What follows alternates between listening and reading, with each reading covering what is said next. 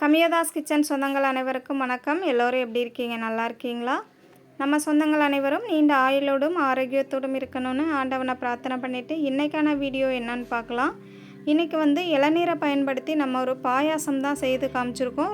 ரொம்ப டேஸ்ட்டாக இருக்கும். வாங்க இந்த வீடியோவில் பார்க்கலாம். அதுக்கு ஃபஸ்ட்டு நான் ஒரு 3 இளநீர் எடுத்திருக்கேன். அதை ஒரு கிண்ணத்துக்கு சேர்த்துக்கோங்க. ஃபஸ்ட்டு நீங்கள் தண்ணியை மட்டும் ஒரு கிண்ணத்தில் சேர்த்துக்கோங்க. அப்புறமா தேங்காயை உடைச்சிட்டு அதில் இருக்கிற தேங்காயுமே இதோட சேர்த்துக்கோங்க. பாருங்கள், இந்த மாதிரி ஒரு ஸ்பூனை பயன்படுத்தி எல்லா தேங்காய்களையுமே இது போல் எடுத்துக்கோங்க. ரொம்ப ஆழமாக ஸ்பூனை பயன்படுத்தி எடுத்துடாதீங்க. அதில் துவர்ப்பு தன்மையும் சேர்த்து வர ஆரம்பிச்சிரும். நம்ம தேங்காய்களை மட்டும் தனியாக எடுத்துட்டு நம்ம உடச்சி வச்சுருக்கிற அந்த தண்ணியோடு சேர்த்துக்கோங்க. நம்ம 3 தேங்காயில் இருக்கிற தண்ணியை சேர்த்தோம். அதே 3 தேங்காயில் இருக்கிற அந்த தேங்காய்களையுமே நம்ம சேர்த்துக்கலாம். சேர்த்துட்டு இதை ஒரு ஓரமாக வச்சுருங்க. இப்போது நம்ம பாசிப்பருப்பு வறுத்து தான் இந்த இளநீர் பாயாசம் செய்ய போகிறோம். கிட்டத்தட்ட இந்த பாயாசம் பாசிப்பருப்பு பாயாசம் எந்த மெத்தடில் செய்வோமோ அதே மெத்தடில் தான் செய்ய போகிறோம். இளநீரை மட்டும் நம்ம சேர்த்துக்க போகிறோம். இப்போது இந்த இளநீர் பாயாசம் செய்கிறதுக்கு ஒரு கடாய் எடுத்துக்கோங்க. அதில் 1 டம்ளர் அளவு நான் பாசிப்பருப்பு எடுத்திருக்கேன். நான் பெரிய டம்ளர் எடுத்திருக்கேன், அதனால் 2 பேட்சாக வறுத்து எடுத்துக்க போகிறேன். இந்த டம்ளரோட அளவு பார்த்திங்கன்னா ஒரு 300லேருந்து 400 கிராம் அளவு இருக்கும். எடுத்துகிட்டு நல்லா இந்த கடாயில் சேர்த்து வறுத்து எடுத்துக்கோங்க. பாசிப்பருப்பு நல்லா கரிஞ்சிராமல் பொன்னிறமாக வர மாதிரி வறுத்து எடுத்துக்கோங்க. பாசிப்பருப்பு கரிஞ்சு போயிடுச்சு அப்படின்னா பாயாசம் கசக்க ஆரம்பிச்சிடும். அதனால் பக்கத்துலேயே இருந்து கைவிடாமல் இது மாதிரி கலந்து விடுங்க. மீடியம் டு லோ ஃப்ளேம் 2ல் மாற்றி வச்சு நல்லா வறுத்து எடுத்துக்கோங்க. பாருங்கள், இந்த மாதிரி கலர் மாறினதுக்கப்புறம் நம்ம வேறொரு பிளேட்டுக்கு மாற்றி வச்சுக்கலாம். இதை ஆற வைக்கணுங்கிறது இல்லை, நம்ம இதை குக்கரில் சேர்த்து வேக தான் வைக்க போகிறோம். பாருங்கள், இப்போது நல்லாவே நமக்கு வறுந்து வந்திருக்கு. இதை வேறொரு பிளேட்டுக்கு மாற்றிட்டு இன்னொரு பேட்ச் நம்ம வறுத்து எடுத்துக்கலாம். நான் இன்றைக்கி அதிகமான அளவு செய்ய போகிறேன். நீங்கள் குறைவான அளவில் ஒரு சின்ன டம்ளர் எடுத்து பயன்படுத்தி செய்ய போகிறீங்க அப்படின்னா 1 இளநீ 2 இளநீ இருந்தாலே போதும்.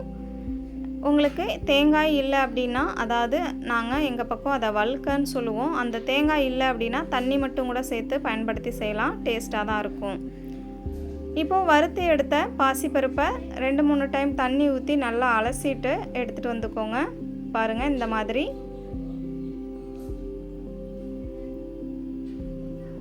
நீங்கள் இந்த அளவுக்கு பாசிப்பருப்பு சேர்க்க விருப்பம் இல்லை அப்படின்னா சின்ன டம்ளரை பயன்படுத்தி செய்து பாருங்கள்.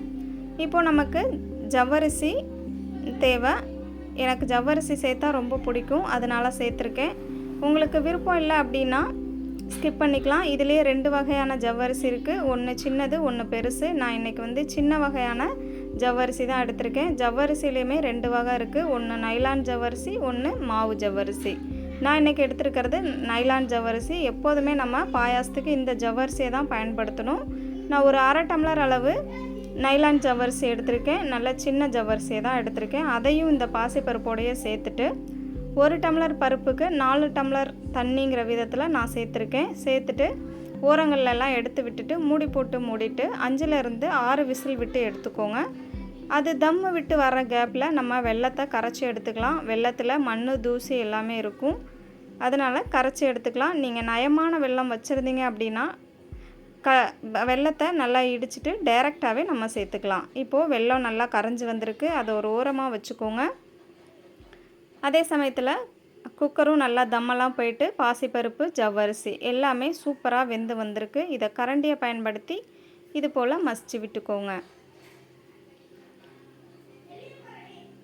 நீங்கள் இது போல் அதிகமான பாசிப்பருப்பு எடுக்க விருப்பம் இல்லை அப்படின்னா சின்ன டம்ளர் பயன்படுத்தி செய்து பாருங்கள். 1-2 இளநீ இருந்தாலே போதும். இப்போ நம்ம கரைச்சி வச்சுருக்கிற வெல்லத்தை வடிகட்டிட்டு சேர்த்துக்கலாம். இது மாதிரி ஒரு டீ ஃபில்டரை வச்சு வடிகட்டி எடுத்துக்கோங்க. எடுத்துகிட்டு நல்லா இதை ஒரு முறை கலந்து விட்டுக்கோங்க. பாருங்கள், இந்த மாதிரி கலந்து விட்டுட்டு இதில் ஒரு தேங்காய் பால் நம்ம சேர்க்க போகிறோம். ஒரே ஒரு தேங்காவை எடுத்து நான் பால் எடுத்து வச்சுருக்கேன். ஒரு 2 டம்ளர் அளவு வந்தது. நீங்கள் 1 டம்ளர் தான் இருக்குது அப்படின்னா தாராளமாக சேர்த்துக்கலாம். கூடவே 1 டம்ளர் அளவு தண்ணியும் சேர்த்துக்கலாம். நான் இன்றைக்கி தண்ணி பயன்படுத்தாமல் தேங்காய் பால், தேங்காய் தண்ணி இதை மட்டும்தான் சேர்த்து பண்ண போகிறேன். அதாவது தேங்காய் தண்ணியில் இளநீர். இதை மட்டும்தான் பயன்படுத்திக்க போகிறேன். எக்ஸ்ட்ரா தண்ணி எதுவும் சேர்க்க போகிறதில்ல. இப்போது இந்த ஸ்வீட்டு கொஞ்சம் தூக்கி கொடுக்கறதுக்காக 1/2 டேபிள் ஸ்பூன் அளவு கல்லுப்பு சேர்த்துக்கோங்க. கூடவே நம்ம உடச்சி வச்சுருந்தோம் பார்த்திங்களா 3 இளநீ, அப்புறம் அதோடைய தேங்காய் எல்லாத்தையுமே சேர்த்துட்டு நல்லா கலந்து விட்டுடலாம். நீங்கள் கலந்து விட்டுட்டு பாருங்கள், உங்களுக்கு கரெக்டாக இருந்துச்சு அப்படின்னா விட்டுருங்க. இல்லை ரொம்ப திக்னஸாக இருக்குது அப்படின்னா நீங்கள் தாராளமாக 1 டம்ளர் அளவு தண்ணி சேர்த்துக்கலாம். டேஸ்ட் எந்த விதத்துலேயும் குறையாது. நல்லா இது போல் கலந்து விட்டுட்டு வாசனைக்காக ஒரு 4லேருந்து 5 ஏலக்காவை நல்லா இடிகளில் வச்சு இடிச்சிட்டு சேர்த்துக்கோங்க. உங்கள்கிட்ட பொடிச்ச ஏலக்காய் இருக்குது, அதாவது ஏலக்காய் பொடி இருக்குது அப்படின்னா 1 டீஸ்பூன் அளவு சேர்த்துக்கோங்க, நல்லாயிருக்கும். இப்போ ஏலக்காய் சேர்த்து நல்லா கொதி வந்ததுக்கப்புறமா உங்கள்கிட்ட பச்சை கற்பூரம் இருந்துச்சு அப்படின்னா இந்த அளவுக்கு எடுத்துகிட்டு நல்லா கை விரல்களெல்லாம் நசுக்கி விட்டுட்டு இது போல் கலந்து விட்டுக்கோங்க. பச்சை கற்பூரம் இல்லை அப்படின்னா ஸ்கிப் பண்ணிக்கலாம்.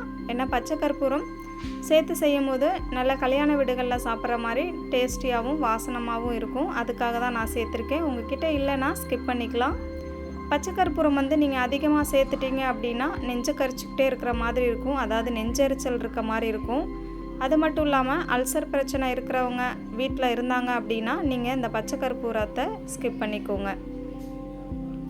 இப்போ இது கூடவே ஒரு 3/4 டேபிள் ஸ்பூன் அளவு நெய் சேர்த்துக்கோங்க. நீங்கள் முந்திரி திராட்சை வறுத்துட்டு சேர்க்க போகிறீங்க அப்படின்னா நெய்யில் அந்த முந்திரி திராட்சையை வறுத்துட்டு சேர்த்துக்கோங்க. இந்த மாதிரி நெய் தனியாக சேர்க்க தேவையில்லை. முந்திரி திராட்சை நெய்யில் வறுத்துட்டு சேர்க்குற மாதிரி இருந்தது அப்படின்னா நம்ம ஸ்டவ்வை ஆஃப் பண்ணதுக்கப்புறமா நீங்கள் சேர்த்துக்கோங்க. இந்த ஸ்டேஜில் நெய் சேர்க்க தேவையில்லை. இப்போ நல்லா கலந்து விட்டுட்டு சிம்மில் வச்சுட்டு ஒரு 10 நிமிஷத்துக்கு கொதிய விட்டுக்கோங்க. 10 நிமிஷத்துக்கு அப்புறமா நம்ம ஸ்டவ்வை ஆஃப் பண்ணிவிட்டு மூடி போட்டு மூடிட்டு ஒரு 10 நிமிஷத்துலேருந்து 15 நிமிஷம் வரைக்கும் ஆற விட்டுறலாம். பாதி சூடு ஆறி வந்ததுக்கப்புறம் சாப்பிட்றதுக்காக இதை வேறொரு பவுலுக்கு மாற்றிக்கலாம். இப்போ பாருங்கள் எவ்வளோ சூப்பராக எவ்வளோ திக்காக வந்திருக்குன்னு. இதில் நம்ம தேங்காய் பால் சேர்த்துருக்கிறதுனால இது ரொம்ப ரொம்ப சுவையாக இருக்கும். அது மட்டும் இல்லாமல் அந்த இளநீரில் இருந்த தேங்காயோடு சேர்த்து சாப்பிடும்போது இதோட டேஸ்ட்டே வேறு லெவலில் இருக்கும். கண்டிப்பாக நீங்கள் உங்கள் வீட்டில் இந்த மெத்தடில் ஒரு முறை செய்து பாருங்கள். அதாவது இளநீர் சேர்த்து செய்து பாருங்கள். குறைவான அளவுகளில் செய்து பாருங்கள். உங்கள் குட்டீஸுமே விரும்பி சாப்பிடுவாங்க. உங்களுக்குமே இந்த பாயாசம் ரொம்ப ரொம்ப பிடிக்கும். நம்ம சேர்த்துருந்த நைலான் ஜவ்வரிசி கரைஞ்சி போகாமல் எல்லாமே முழுமையாக எவ்வளோ அழகாக இருக்குன்னு பாருங்கள். கண்டிப்பாக நீங்கள் இந்த மெத்தடில் செய்து பார்த்துட்டு உங்களோட எக்ஸ்பீரியன்ஸ் எப்படி இருந்துச்சு அப்படின்னு கண்டிப்பாக எங்களோட கமெண்டில் ஷேர் பண்ணுங்கள். தேங்க்யூ.